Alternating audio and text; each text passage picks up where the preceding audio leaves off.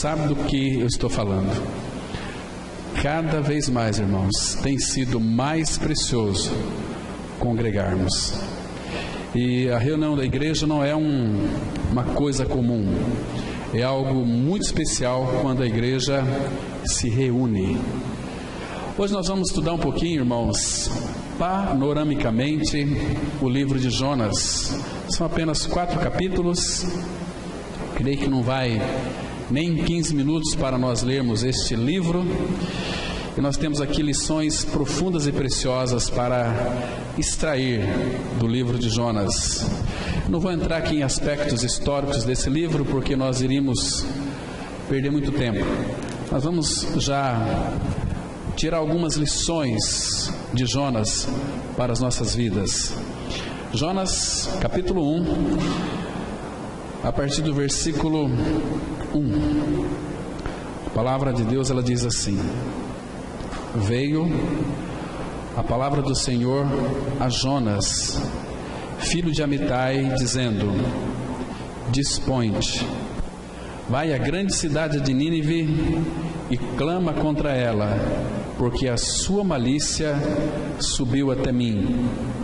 Jonas se dispôs, mas para fugir da presença do Senhor, para Tarsis, e tendo descido a Jope, achou um navio que ia para Tarsis, pagou, pois, a sua passagem e embarcou nele, para ir com eles para Tarsis, para longe da presença do Senhor.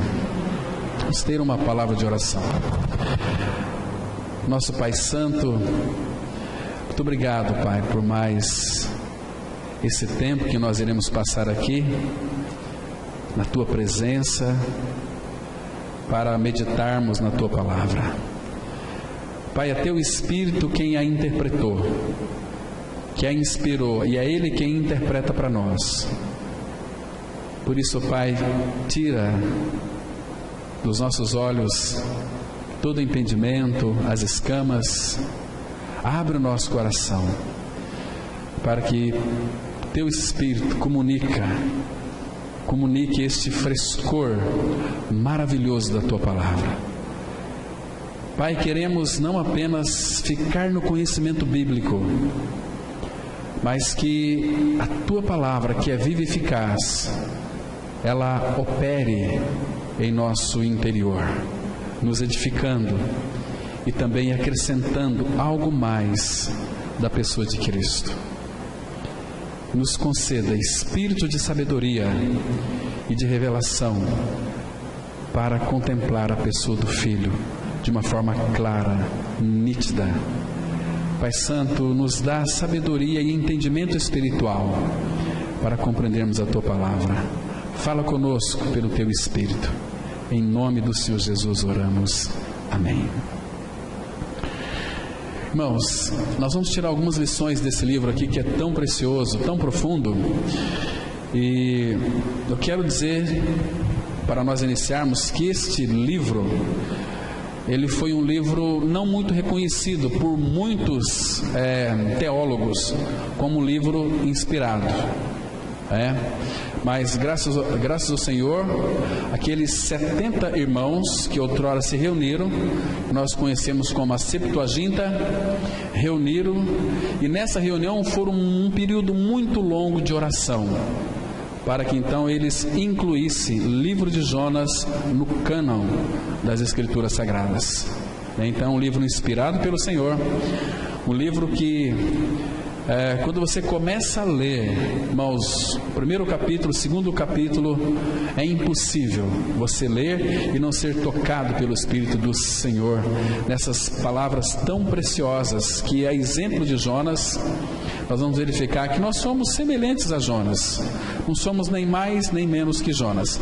Mas nesses 3 primeiros versículos, e nós vamos ler depois alguns outros também, aqui do livro de Jonas, o capítulo 2, o 3, também o 4, de uma forma bem panorâmica, né? Para que então seja despertado no coração dos irmãos um desejo para que em vossos lares vocês possam voltar para este livro e buscar luz da parte do Senhor, para ter então um entendimento bem mais profundo, porque não dá, irmãos, para nós ficarmos aqui analisando cada detalhe, cada itens desse livro, né, que nós levaríamos muito tempo, como de fato todas as escrituras, ela é tão rica, ela é tão preciosa, né? Mas o livro de Jonas não é apenas uma história, é a palavra de Deus, e para isso nós vamos tirar aqui algumas lições preciosas.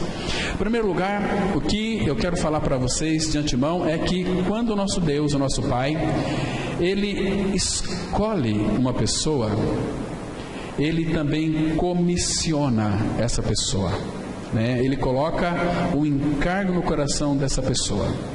É mais ou menos assim: todo aquele que foi salvo pelo Evangelho da Graça é um evangelista, é uma Bíblia encarnada em pele.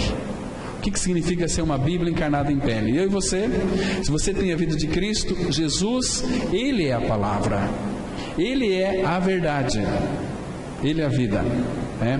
Então, Cristo sendo nossa vida, quando nós caminhamos pela cidade, por onde quer que nós iremos, nós estamos levando a palavra, nós somos uma Bíblia encadernada em pele, que Paulo vai dizer em 2 Coríntios, que nós somos a carta de Cristo, nós somos uma carta conhecida e lida por todos os homens.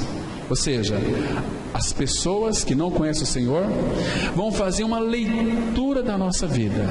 Se você é filho de Deus, você pensa que ninguém está te olhando, mas tem muita gente te olhando, né? Então você é aquela Bíblia encarnada como carta escrita, não com tintas, mas pelo Espírito do Deus vivente, que Ele escreveu nas tábuas do nosso coração que foi regenerado. Então nós somos cartas de Cristo, por isso que os homens farão uma leitura da sua vida, né? Semana nós estivemos visitando o irmão, que eu achei muito interessante a preocupação desse irmão, porque ele disse o seguinte: olha, nós temos que ter um cuidado muito grande em sermos aquilo que nós professamos. O nosso exemplo, ele fala mais alto do que as nossas palavras, né? Então não adianta você professar uma coisa se o seu exemplo não condiz com aquilo que você professa. Isso a Bíblia chama de hipocrisia, né? Sabemos, irmãos, que existem, o que mais tem hoje são religiosos hipócritas. Dizem que é uma nova criatura, um filho de Deus, mas as suas obras denigrem, as suas obras desmentem aquilo que professam, e são essas pessoas que são pedra de tropeços para outros se chegarem ao Senhor.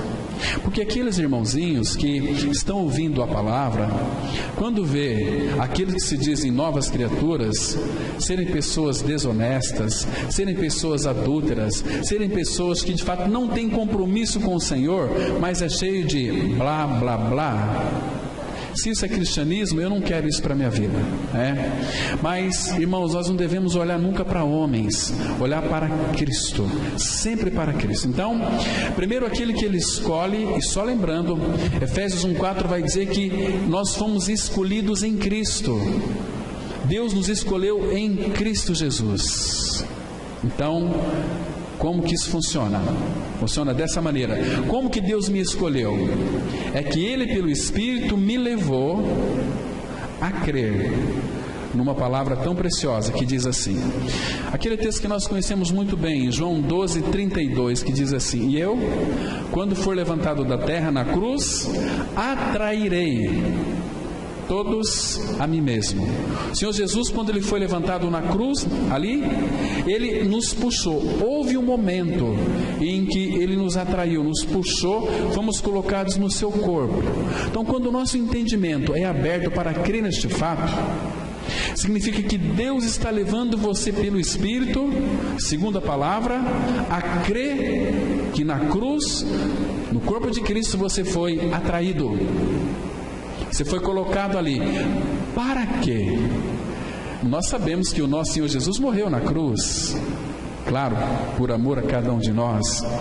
Mas no corpo dele, irmãos, eu e você fomos crucificados.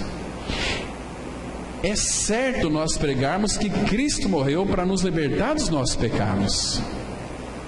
Mas para que você possa ter a convicção, a certeza da tua salvação, você tem que crer que lá na cruz, você também morreu com Cristo.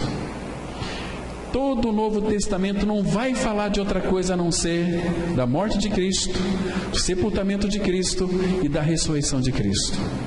Agora, a pergunta é esta aqui. Você que está aqui nessa noite, você que está ouvindo também pela internet, você creu que você morreu com Cristo?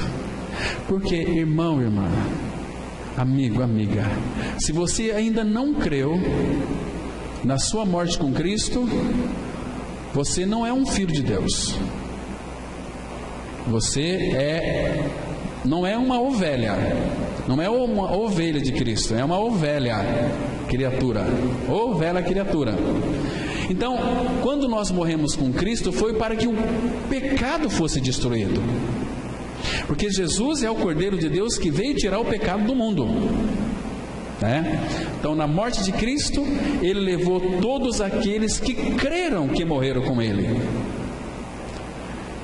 Fomos sepultados com Ele, como diz as Escrituras. Mas ao terceiro dia, irmãos, aquele grande dia, aquele primeiro dia da semana, manhã de domingo,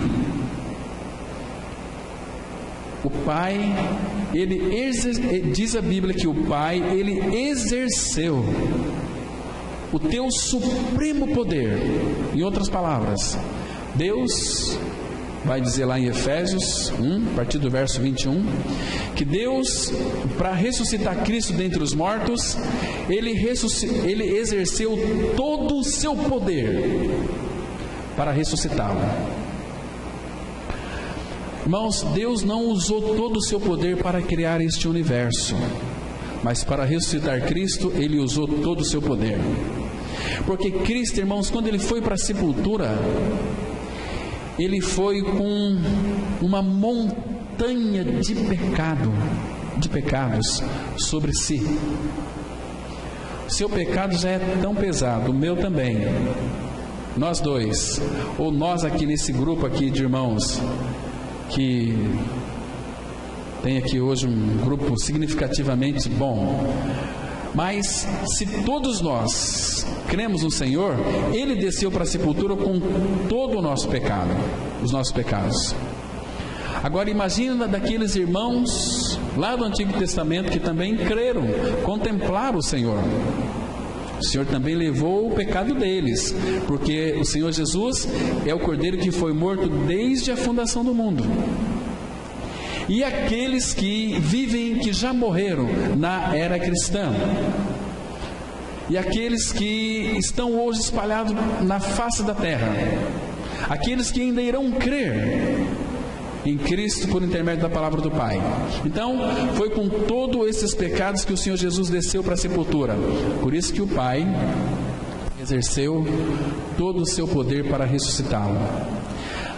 Só que eu quero contar uma novidade para vocês aqui hoje. Uma novidade muito interessante, que tem tudo a ver comigo e com você.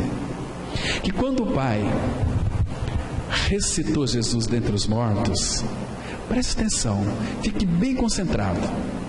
Olha o que a Bíblia diz. A Bíblia diz assim: quando o Pai ressuscitou Cristo dentre os mortos, Efésios 2,6, a Bíblia diz assim: e juntamente com Ele nos ressuscitou e nos fez assentar nos lugares celestiais em Cristo Jesus. Irmãos, quando você crê nesse fato, o Espírito Santo de Deus vem e te sela. Ou seja, Ele marca você, separando você para o Pai. Se você creu nesse fato, eu e você, nós somos propriedade exclusiva do Pai, né? Então, Ele te escolheu dessa forma. Ele fez uma limpeza profunda no seu interior, removendo o pecado. Agora, Ele comissiona você, como fez com Jonas aqui. Irmãos, não existe pessoas incapazes no reino de Deus. Todo filho de Deus, toda filha de Deus, seja adolescente, seja jovem, seja adulto, seja idoso, não pode dizer que é uma pessoa inválida. Quando Deus tirou o povo de Israel do Egito, que os tirou da escravidão do Egito, Egito significa aflição, Egito significa mundo.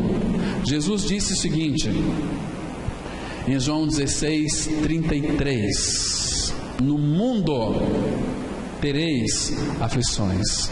Este mundo é Egito, Egito é aflição, mas tem de bom ânimo, eu venci o mundo, e a vitória de Cristo foi a nossa vitória. Então, quando Deus tirou aquele povo de Israel da escravidão do Egito, tinha muita gente ferida e machucada. Talvez tinha muitas pessoas ali que tivessem de repente os seus dedos cortados, né? Tivesse ali as suas pernas machucadas, ou andando manquitolo, mas Deus não considerou nenhum deles inválido.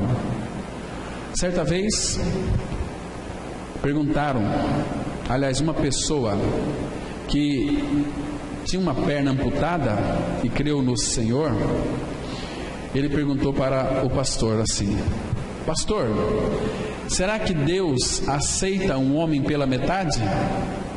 E aquele pastor sabiamente respondeu: Deus aceita o homem pela metade, desde que ele se entregue por inteiro. Diferente. Então, irmãos, se você foi salvo pelo Evangelho, você é um evangelista. Você precisa, de alguma maneira, viver uma vida que expresse a Cristo e ser uma testemunha do Evangelho da Graça, porque você não é inválido. Abra a sua, deixa marcado em Jonas, nós vamos voltar aqui no Salmo 105, no Salmo 105, versículo 37.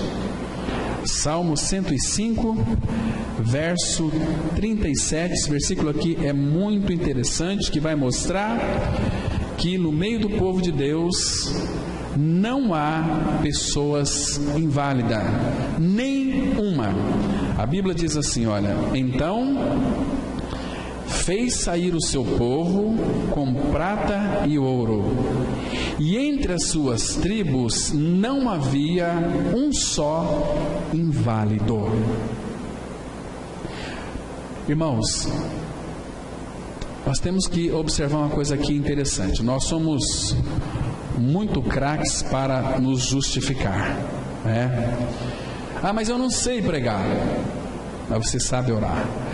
Eu não sei se você já tem, ou se você já sabe qual é o seu ministério dentro do corpo de Cristo. Jonas, ele sabia do seu ministério dentro do corpo de Cristo. Mas, irmãos, Deus disse para que Jonas fosse pregar contra a cidade de Nínive. Vocês se lembram ali? Para pregar contra Nínive. Queridos, Deus disse para Jonas pregar uma mensagem que iria confrontar os ninivitas. Olha aí em Jonas capítulo 1, versículo 2. Todo filho de Deus tem uma mensagem, irmãos, para ser proclamada, comissionada da parte do Senhor, que diz assim, olha, verso 2, olha o que Deus disse para Jonas: dispõe-te e vai à grande cidade de Nínive e clama contra ela, porque a sua malícia subiu até mim. Vocês observam aqui, irmãos, que aqui dentro desse versículo nós vamos descobrir também que existem muitas pessoas que querem viver uma vida religiosa sem compromisso. Esses não são filhos de Deus. Porque quando nós vamos pregar a palavra de Deus contra aquela cidade, e também quando nós vamos pregar por uma pessoa, nós não podemos agradar essa pessoa. Passa a mão na cabeça dela e dizer o seguinte: olha, Jesus te ama e eu também. Isso é uma mensagem mais mesquinha. Aí ela: ai, você me ama, então eu vou lá para a tua igreja porque você me ama. A Bíblia está dizendo aqui: dispõe-te, vai lá e clama contra ela,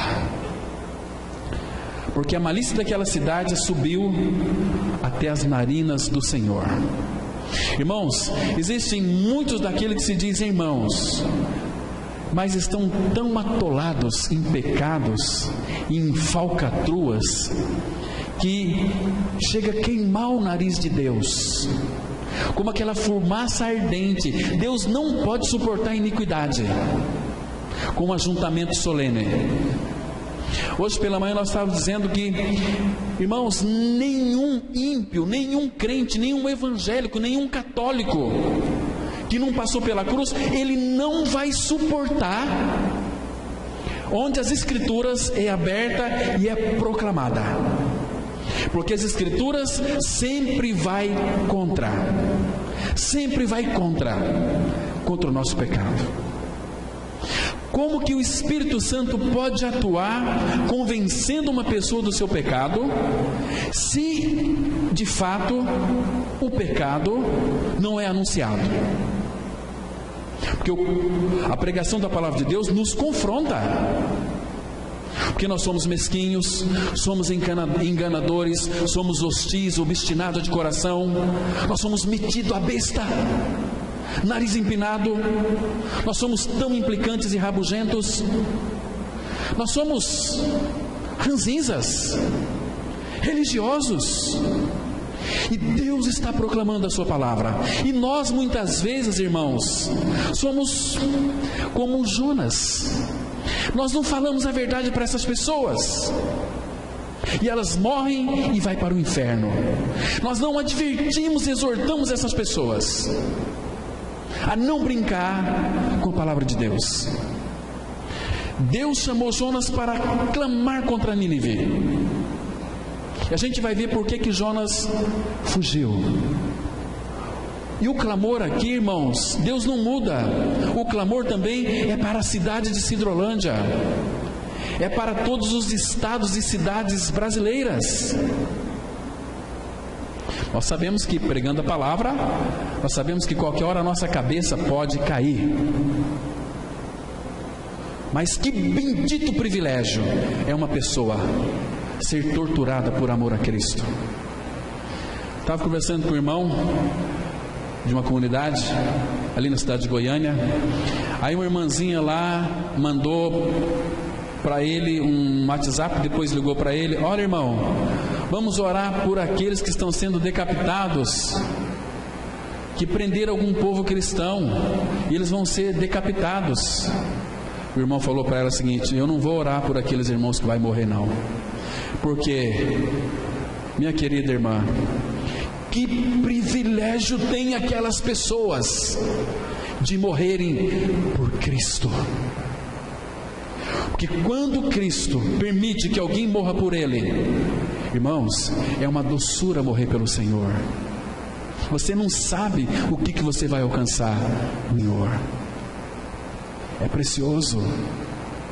Quando Pedro, segundo a tradição, disse que ele foi crucificado como seu Senhor, ele disse o seguinte: olha, eu quero ser crucificado de cabeça para baixo, porque eu não sou digno de morrer numa cruz como meu Senhor morreu.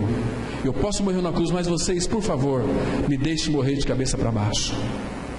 Ele não achou digno de ter uma morte como a de Cristo, embora em realidade espiritual ele morreu junto com Cristo na cruz, e eu e você também. Irmãos, quando o Senhor nos chama para morrer com Ele, que privilégio que é. Mas imagina só, ser decapitado. O Senhor vai te fortalecer, vai te dar uma força que você desconhece. Que privilégio é morrer pelo Senhor. Mas para isso, irmãos, nós temos que pregar contra o pecado e clamar bem alto. Deixa marcado em Jonas. Abra o livro do profeta Isaías, capítulo 58. Isaías, capítulo 58. Essa aqui tem que ser a nossa pregação. 58, versículo 1 e 2. Presta atenção naquilo que a Bíblia está dizendo. A palavra aqui e a voz do Pai e a voz do Espírito para a sua igreja, dizendo o seguinte: clama a pleno pulmões, não te detenhas, ergue a voz como a trombeta e anuncia ao meu povo a sua transgressão e à casa de Jacó os seus pecados. Clama contra eles, que eles são pecadores. Clama que eles são adúlteros. Clama que eles vivem uma vida de promiscuidade, de engano. Clama. E se você for clamar contra uma pessoa que era de fato uma pecadora, se não nascer de novo vai para o inferno, aquela pessoa, se não crer, vai te odiar. Mas Jesus disse: se odiaram a mim, vão odiar vocês também. Irmãos, quando nós vamos clamar contra o pecado, pregar contra o pecado, isso hoje em dia já saiu de moda. O que é clamar contra o pecado? É dizer o seguinte, que eu e você, que nascemos com a natureza de cobra, de serpente, de mentirosos, de filhos malditos, filhos da desobediência, filhos da ira, filhos espiritual do diabo. Se nós não crermos que morremos com Cristo e ressuscitamos com Ele, nós vamos perecer no inferno, ainda que sejamos bons crentes, bons evangélicos. O que é pecado? A gente vê hoje no meio evangélico os pais sendo cúmplices das obras mortas dos seus filhos, os filhos dormindo com as namoradas e vice-versa, com o consentimento dos pais evangélicos. Isso aí é cristão, é santo, só se for lá na Conchichina. Que negócio que é esse? Temos um Deus que é santo, um Pai que é santo, que Ele não suporta iniquidade. Ele odeia iniquidade. Ele ama sim eu e você. Mas irmãos, para sermos filhos dele, esse pecado tem que ser removido.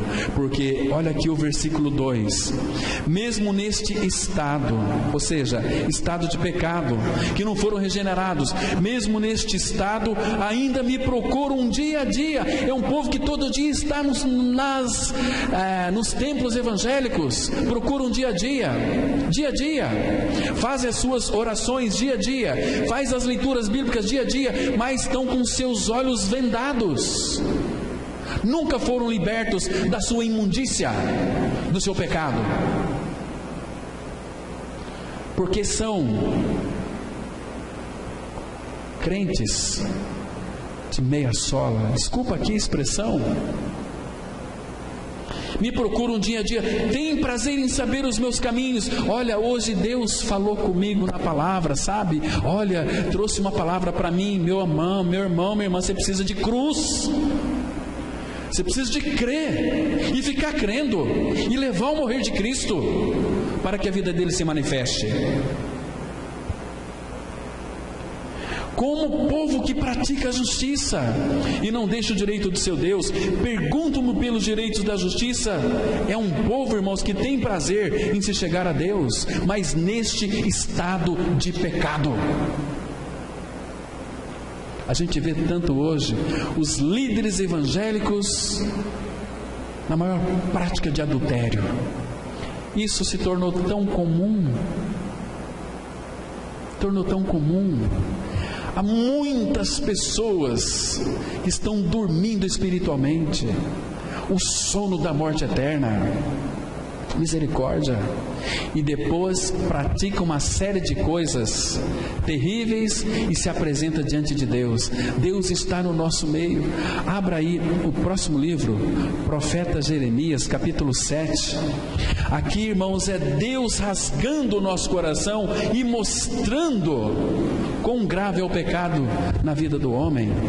A palavra de Deus diz assim, Jeremias capítulo 7, versículo 8 em diante. A palavra de Deus, ela diz assim: eis que vós confiais em palavras falsas, que para nada vos aproveitam. Irmãos, toda palavra que não tem origem em Deus na sua palavra é palavra falsa. O profeta está mandando te dizer uma palavra aqui, é falsidade.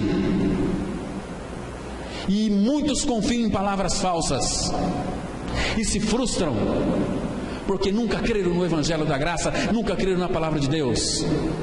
Veja aqui, o que é para nós clamarmos? 7, versículo 9, que é isso? Furtais e matais, cometeis adultério, e jurais falsamente, queimais incenso a Baal, e andais após outros deuses que não conheceis, e depois vindes e vos pondes diante de mim, nesta casa que se chama pelo meu nome, e dizeis, estamos salvos. Sim, só para continuardes a praticar essas abominações. Será que está salvo mesmo, irmãos? Olha o versículo 11: será esta casa que se chama pelo meu nome um covil de salteadores aos vossos olhos? Eis que eu mesmo vi isto, diz o Senhor. Queridos, onde é que você está? Você está em Cristo ou você está tão somente na palavra da cruz, na denominação? Queridos, se você ainda não tem essa experiência, clame ao Senhor por misericórdia. Senhor, revela-me essa verdade, para que eu creia na minha morte e ressurreição em Cristo. Senão você está perdido. Queridos, nós estamos correndo risco de morte, de vida, sem crer nessa palavra, sem crer nessa verdade tão gloriosa. Vamos voltar lá para Jonas. Amados, então Deus pediu para que Jonas clamasse contra aquela cidade, né? Clamar e para anunciar o seu pecado. Nós fazemos isso, irmãos. Nós gostamos de passar a mão, de lamber as pessoas, para nós encher aqui o templo de gente. Esse não é o propósito do Pai. O Pai quer que as pessoas venham sim, mas que venham pela palavra. Tem muitos irmãos aqui que foram curados de câncer, foram com um monte de moléstia. Imagina se esses irmãos viessem aqui para dar testemunho das suas curas. Hoje aqui, tinha gente aqui até lá em cima, até lá fora. Não, mas isso não é o propósito. Quando Jesus curava as pessoas, não conta nada para ninguém. E quais são o tipo de pregação que atrai as pessoas? Eu estou com câncer, eu fui curado. Aí todo mundo vai, eu quero a cura. Cura de quê? Você tem que ser curado de você mesmo, porque o seu grande problema é o seu pecado, é você. E nós gostamos de ficar aí relutando contra o nosso pecado. Queridos, só tem uma solução para mim e para você: morte, cruz. A obra já foi feita. Queridos, está tudo escrito aqui, é para nós. Agora, se nós não cremos, como é que nós vamos crescer? Como é que vamos ter desejo de crescer? Não tem possibilidade, não tem jeito. Então, Deus pediu para que Jonas clamasse contra aquela cidade. Mas o que foi que Jonas fez? Amados, deixa eu falar um pouquinho da cidade de Nínive. A cidade de Nínive era a capital do Império Assírio. Vamos situar aqui dentro desse contexto. E naquele tempo, o exército de Nínive ameaçava sempre a Israel. Ameaçavam. E tinha muitos prisioneiros de Israel detidos lá em Nínive. Então aqueles guerreiros assírios, eles eram considerados os mais sanguinários, os mais cruéis, aqueles que tinham prazer em matar as pessoas, em infligir dor nas pessoas. Esses eram os guerreiros, os soldados ninivitas. Eles gostavam de inventar novas formas de tortura aos seus prisioneiros. Só que tinha muito povo de Deus preso também, porque a perseguição sempre existiu no meio do povo de Deus. E frequentemente, sabe o que eles faziam? Pegavam o povo de Deus da cadeia, levavam no meio das praças, e eles arrancavam a pele deles. Arrancavam a pele deles. E a mesma coisa está acontecendo hoje lá no Nordeste, naquela prisão. Os vídeos estão rodando aí pela internet. Você vê uma facção contra a outra, pessoas decapitadas, todas furadas. Eles querem matar mesmo, têm prazer na morte, porque são filhos do diabo, porque a palavra fala que o ladrão vem para matar, roubar e destruir. Então eles tinham prazer em arrancar a pele do povo de Deus. Imagina só, você está lá amarrado, e eles vêm e começam a tirar a tua pele, você vivo. Imagina, e Jonas via tudo isso. Então arrancavam a pele das pessoas e pegavam aquelas lanças e enfincavam no peito dos nossos irmãos cristãos e levantavam para cima 2, 3 pessoas. Imagina, e Jonas via tudo aquilo. Talvez, irmãos, seja esse o fato que Jonas fugiu para Tarsis, porque Jonas conhecia o Senhor. E quando Deus chamou Jonas para pregar a palavra para Nínive, Jonas sabia que se aquele povo arrependesse, Deus perdoaria aquele povo. Imagina Jonas: eu vou para Tarsis. Olha só o que ele fez aqui. Versículo 3 mesmo, no final, né? Então, versículo 3: Jonas se dispôs, mas para fugir da presença do Senhor, para Tarsis. E tendo descido a Jope, achou um navio que ia para Tarsis. Pagou, pois, a sua passagem e embarcou nele para ir com eles para Tarsis, para longe da presença do Senhor. Porque ele queria correr, fugir, irmãos. Sabe por quê? Porque Jonas ficou aqui admirado. Puxa vida, eu quero sair, eu não quero ser esse instrumento, porque se eu pregar contra eles, eles podem se arrepender e pode vir a crer, e Deus os perdoa. Então Jonas fugiu.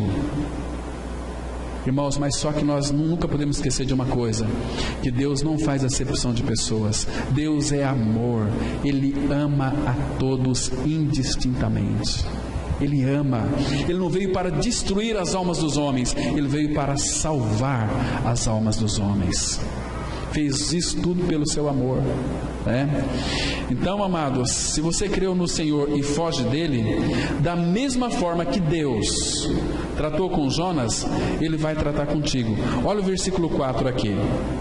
Então Jonas fugiu da presença do Senhor, mas o Senhor lançou sobre o mar um forte vento, e fez-se no mar uma grande tempestade, e o navio estava a ponto de se despedaçar. Deixa eu fazer uma contextualização. Deixa eu pegar isso aqui e trazer para os nossos dias. É a mesma coisa. Irmãos, se você creu em Cristo, que você foi crucificado com Cristo e Cristo é a sua vida, se Ele comissionou você para fazer algo por Ele, para pregar o Evangelho, e você é uma pessoa negligente, você vai ter muitos problemas, porque Deus vai trazer na sua vida uma carga de tribulação. Porque Deus vai levar você ao final de si mesmo. E quando Deus tem um propósito, Ele não muda o seu propósito. É um só. Ninguém vai mudar. Então, como Deus fez vir aquela tempestade no navio que estava junto, porque ele fugiu, e tem muitas pessoas, muitos irmãos que começam a se distrair de Cristo, O que Cristo faz? O que o Pai faz? Envia uma série de tribulações, de sofrimentos que poderiam ser evitados se você e eu fôssemos obedientes. Mas nós somos obstinados, nós vivemos em função do nosso prazer, das minhas vontades, dos meus gostos. Eu penso assim, eu acho que não é assim. O que você acha que tem que achar no inferno? Se você foi comprado pelo Senhor, morreu com Ele, você é filho dEle, você é um escravo dEle, e você tem que se dispor voluntariamente, como a irmã falou aqui. Somos homens e mulheres de orelhas furadas, pertencemos a Ele, estamos aqui a serviço do Rei Jesus, né? Então, e o que mais? Versículo 5: Então os marinheiros, cheios de medo, clamavam um ao seu Deus e lançavam no mar a carga que estava no navio para o aliviarem do peso dela. Jonas, porém, havia descido ao porão e se deitado e dormia profundamente. Ele não estava nem aí. Então, de alguma maneira, Deus vai chamar a sua e a minha atenção, como chamou de Jonas, porque ele disse aqui no versículo 6: chegou-se a ele o mestre do navio, ele disse: que se passa contigo? Agarrado no sono? Levanta-te e invoca o teu Deus. Talvez assim esse Deus se lembre de nós, para que não pereçamos.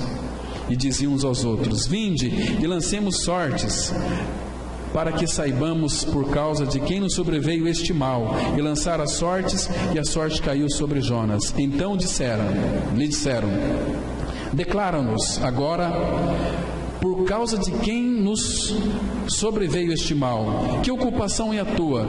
De onde vens? Qual é a tua terra? E de que povo és tu? Eles já acharam o problema ali, que era o Jonas. Então, irmãos, e uma outra coisa: se você é um pai de família, se é o cabeça do seu lar, se você fica distraído de Cristo, Deus vai lhe chamar a tua atenção, vai trazer tantas coisas para a sua vida, porque Deus quer que você esteja no trilho dele, num caminho reto, no caminho da cruz, caminho de Cristo. Vai ter muito sofrimento, vai ter, mas você vai ter o consolo do Senhor. Irmão, se nós fôssemos obedientes, nós evitaríamos tantos problemas para nós e para a nossa família. No caso aqui desse pessoal, eles não tinham nada a ver com isso, mas o navio deles estava indo a pique. Assim como onde está um filho de Deus que é obediente, que vive em santidade, todo aquele local é abençoado. Também em um local, quando tem um filho de Deus que vive uma vida relaxada, todos ali são prejudicados. Está tão claro na palavra de Deus. Gente, vamos acordar. Vamos parar com esse sono espiritual, irmãos. Nós vivemos uma vida para nós mesmos. Vamos acordar desse sono. Olha que tamanho amor foi dispensado a nós na cruz, no corpo de Cristo. Muitos não se importam. Gente, no grande dia vão perecer. Será terrível aquele dia, será um dia de perecimento. Então Jonas fugiu, achou que o Senhor não iria encontrar. O Salmo 139 vai dizer o seguinte: para onde fugirei do teu espírito? Se subo aos céus, lá estás. Se estou na terra, lá está. Se faço a minha cama no profundo do abismo, nas profundezas do mares, até ali está a tua presença. Deus, Ele está em todos os lugares. A presença dEle enche todo este universo. Para onde me ausentarei da tua face? Então Jonas pensava que poderia fugir da presença do Pai. Era engano dele. Talvez Jonas, ele pensou o seguinte: olha, será que Deus está brincando comigo? Porque este povo é um povo cruel. Arranca, esfola os meus irmãos, mata os meus irmãos. Agora Deus me manda ir pregar para esse povo. Será que Deus está brincando comigo? Eu quero que Nínive vai para o inferno. Eu quero que eles se explodam. Eu quero que eles paguem pelo preço que eles fizeram, pela maldade que eles fizeram os meus irmãos perecerem. Esse era o desejo do coração de Jonas. Mas Deus é amor, irmãos. Deus é amor. Deus é amor. E Jesus se agrada quando nós oramos pelos nossos inimigos. Ele se agrada. Você se lembra que quando Salomão fez aquela oração, Deus disse para ele: Salomão, você pede o que você quiser que eu lhe darei. E o que Salomão pediu? Sabedoria, inteligência e entendimento para guiar o povo do Senhor. E Deus disse assim: olha, como você pediu para mim, não pediu a destruição dos teus inimigos, pediu sabedoria, inteligência e entendimento, vou te dar mais do que isso. Vou te dar sabedoria, vou te dar inteligência, vou te dar entendimento, mas vou te dar também riquezas. Salomão foi o rei mais rico que já existiu em Israel, porque ele pediu sabedoria, entendimento, conhecimento para guiar o povo dele. Que o plano de Deus para mim e para a sua vida, para a vida de Jonas, não pode ser mudado. Deus vai alcançar o que Ele quer na sua vida, quer você queira, quer você não. E quando nós nos rendemos a Ele, isso pode de alguma maneira fazer com que a gente evite muitos problemas. Porque Jó, abra sua Bíblia em Jó capítulo 42, versículo 2. Jó 42, verso 2. A palavra aqui traz uma declaração importantíssima, irmãos. É bom que nós estejamos bem atentos. A Bíblia diz assim, olha: bem sei que tudo podes. Irmãos, por favor, não aparte essa palavra do teu coração jamais. Jó 42, 2. Bem sei que tudo podes, e nenhum dos teus planos pode ser frustrado. Está vendo? O plano que Deus tinha para Jonas era para que Jonas clamasse contra Nínive, e o plano de Deus não pode ser frustrado. Jonas não quis, mas quem diz que depende da vontade do homem? Um dia eu criei no Senhor. Você creu porque Deus quis que você cresça, porque a minha e a sua vontade nunca era crer. Lembra o que João Batista disse lá? É o Evangelho de João 1, 11, 12. Mas a todos quantos o receberam, deu-lhes o poder de serem feitos filhos de Deus, a saber, aos que creem no seu nome, os quais não nasceram da carne, nem da vontade do homem, mas de Deus. E Tiago 1, versículo 18 vai dizer o seguinte: segundo o seu querer, Ele nos gerou pela palavra da verdade, para que fôssemos como que primícias das suas criaturas. Não é como eu quero. Eu nunca quis ser salvo. Foi o querer dele que me levou a querê-lo, a crer nele. Ele que me levou a crer. O Espírito Santo me mostrou ao meu coração e ao seu coração a obra bendita da cruz, aquilo que Cristo é e fez. Diz o seguinte: olha, creia, você tem a graça para crer. Lindo isso. Ele fez tudo. Cristianismo é tão facinho ser vivido, mas impossível para aqueles que não creem, né? Então Jonas, ele fugiu da presença do Senhor. Irmãos, quantas pessoas que vivem fora da presença de Deus, elas descem para o Egito. A Bíblia vai mostrar, no Antigo Testamento e no Novo, de muitas pessoas que deixaram o Senhor e desceram para o Egito. Sabe o que acontece com essas pessoas que deixam o Senhor, que vivem distraídas? Depois elas não sabem por que vivem tão angustiadas, tão amarguradas, tão depressivas, tão zorumbáticas, tão tristes. Sabe por quê? Abra em Jeremias 2, verso 19. Jeremias 2, versículo 19, muito interessante aqui, amados. Né? As pessoas que descem para o Egito, para o mundo, o que elas vão encontrar, sabe o que é? Aflição, amargura, angústia. Deixa eu citar para vocês um exemplo. Jeremias 2,19, a Bíblia diz assim, olha: a tua malícia te castigará. Ou seja, nós somos muito maliciosos. Muitas vezes nós trocamos, irmãos, estou aqui para meter medo em ninguém não. mas nós somos maliciosos. Nós trocamos o Senhor por outras coisas, porque o nosso coração não quer Ele, a nossa alma não quer Ele, embora nós saibamos tudo aquilo que Ele fez por nós. Então, a tua malícia te castigará, e as tuas infidelidades te repreenderão.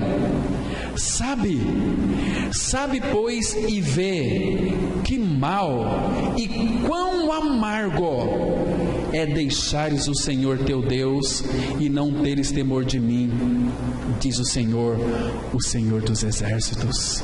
Está vendo aqui? É a palavra de Deus. Abra no Salmos 73, versículo 27. 73, versículo 27, temos aqui uma declaração também muito importante da palavra de Deus. Daqueles que não se importam, né? 73, versículo 27. A Bíblia diz assim: olha o que está escrito: os que se afastam de ti, eis que perecem.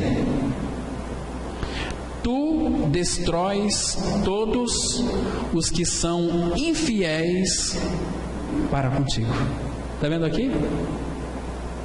Vai encontrar amargura, angústia e vai perecer, e serão destruídos. Olha o 28. Quanto a mim, bom é estar junto a Deus. No Senhor Deus ponho o meu refúgio, para proclamar todos os seus feitos. Irmãos, sabe por que às vezes nós ficamos tão tristes e angustiados? Quando nós afastamos do Senhor, damos brecha para o diabo, e aí vamos ficar tão angustiados. A palavra fala que se o Senhor tirar o seu rosto de mim, de você, sabe o que acontece conosco? Nós vamos ficar perturbados. Basta o nosso Pai virar as costas para nós, a gente se perturba. Por isso que a palavra fala, olhando firmemente para Jesus, porque Ele nunca vai virar a face para nós. Quando nós afastamos dele, não é Ele que vira a face dele para nós, é nós que viramos a nossa face para Ele, é nós que damos as costas para Ele. Aí sabe o que acontece? Ficamos perturbados. Olha lá o que a Bíblia diz no Salmo 104, versículo 29. É a palavra de Deus que mostra. Salmo 104, verso 29, muito claro nas Escrituras. A Bíblia diz assim: se ocultas o rosto, ou seja, se escondes o rosto, eles se perturbam. Está vendo aqui? E se lhes cortas a respiração, morrem e voltam ao seu pó. Imagina, irmãos. E a gente pensa que nós somos alguma coisa, né? Ah, se nós soubéssemos quem nós somos, menos do que nada. Porcaria da pior espécie, mas que Deus ama, né?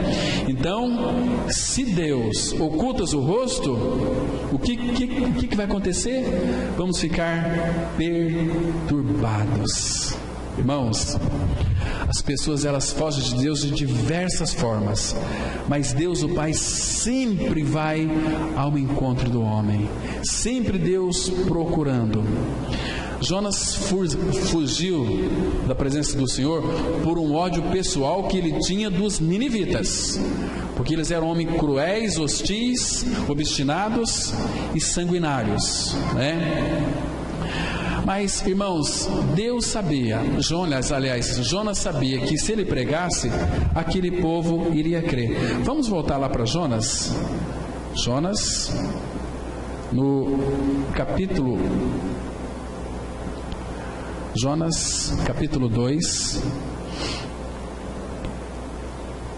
2. Então Deus aqui, irmãos, começa primeiro a tratar com Jonas. Ele fugiu. Então Jonas foi veementemente corrigido pelo Senhor. Capítulo 2, versículo 2. Aqui ele já está dentro do ventre do grande peixe. Ele disse assim: na minha angústia clamei ao Senhor e Ele me respondeu. do ventre do abismo. Essa palavra aqui, abismo, no hebraico significa Seiol. Olha onde que Jonas foi. Jonas é uma figura de Cristo. Ele estava aqui tipificando também Cristo, não porque ele fugiu de Deus, mas aqui do ventre do abismo, Seol, significa também, no hebraico é túmulo. Gritei, e tu me ouviste a voz, pois me lançaste no profundo, no coração dos mares, e na corrente das águas me cercou. Todas as tuas ondas e as tuas vagas passaram por cima de mim. Então eu disse: lançado estou diante dos teus olhos. Tornarei porventura a ver o teu santo templo? As águas me cercaram até a alma, o abismo me rodeou, e as algas se enrolaram na minha cabeça. Agora veja o versículo 6. Evangelho aqui puríssimo no Antigo Testamento. Desci até os fundamentos dos montes, desci até a terra, cujos ferrolhos se correram sobre mim para sempre. Contudo, fiz subir da sepultura a minha vida, ó Senhor meu Deus. Tratamento. Isso que nos faz lembrar a nossa morte e ressurreição com Cristo de uma forma tão clara, né? E o versículo 7 fala assim: quando dentro de mim desfalecia minha alma, eu me lembrei do Senhor e subi a ti a minha oração no teu santo templo. Os que se entregam à idolatria vã abandonam aquele que lhes é misericordioso. Está vendo aqui, irmãos? Então, esse foi o tratamento que o Senhor teve com Jonas. Levou Jonas ao fim de si mesmo. Não tinha mais lugar para Jonas descer. Aquelas algas no fundo do peixe, tipificando ali que ele tinha morrido e ressuscitado quando o Senhor o vomitou lá na praia. Mas aí, irmãos, olha aqui o cuidado do Senhor, olha aqui o carinho do Senhor. Jonas 3:1 diz assim a palavra. Isso aqui, esse versículo faz também nos trazer alegria, é que Deus sempre dá uma segunda chance. Diz assim, Jonas 3:1: veio a palavra do Senhor segunda vez a Jonas dizendo: Jonas, dispõe-te e vai à grande cidade de Nínive e proclama contra ela a mensagem que eu te digo. Hoje nós pregamos a mensagem que nós achamos conveniente para o povo, né? Olha, Deus tem promessas para a sua vida, Deus tem uma vitória na sua vida. Eu sei que tem, mas eu não vou ficar aí lançando isso para iludir o povo. Temos que chamar o povo para uma responsabilidade, para Cristo, que é a obra consumada do Calvário. Porque eu e você, nós somos responsáveis. Segunda vez, Deus não mudou a mensagem, é a mesma mensagem. Levantou-se, pois, Jonas e foi a Nínive. Agora ele foi. Os propósitos do Pai não podem ser frustrados, irmão. E foi para Nínive, segundo a palavra do Senhor. Ora, Nínive era cidade muito importante diante de Deus e de 3 dias para percorrê-la. Agora veja a pregação de Jonas aqui. Começou Jonas a percorrer a cidade de caminho de um dia e pregava e dizia: ainda 40 dias e Nínive será subvertida. Ainda 40 dias e Nínive será subvertida. Não era mensagens, era uma mensagem. Ainda 40 dias e Nínive será subvertida. Qual que é a nossa mensagem hoje, irmãos? 1 Coríntios 1:23 diz assim: nós pregamos a Cristo crucificado. O que vocês pregam? Pregamos a Cristo crucificado. Mas só isso? Então eu não quero. Eu quero mais umas visões de Deus. Eu quero mais uns arrepios. Eu quero, sei lá, uma diarreia. Sei lá, as pessoas, eu quero um cair para trás. Eu quero... Aqui você não vai encontrar isso. Aqui você vai encontrar a verdade da palavra de Deus. Aqui você vai encontrar vida de Cristo. Não vai encontrar outra mensagem. Paulo disse, 1 Coríntios 2:2: nada me propus saber entre vós, senão a Jesus Cristo e este crucificado. Nós pregamos a Cristo e a sua obra consumada no Calvário. Não temos outra mensagem. Por que não? Porque Deus não pediu para nós pregarmos outra mensagem. Leia toda a palavra de Deus. E Jonas foi. E agora, irmãos, veja o que aconteceu, resultado dessa pregação. Versículo 5: os ninivitas creram em Deus e proclamaram jejum e vestiram-se de panos de saco, desde o maior até o menor. Jonas pregou uma mensagem: ainda 40 dias e Nínive será subvertida.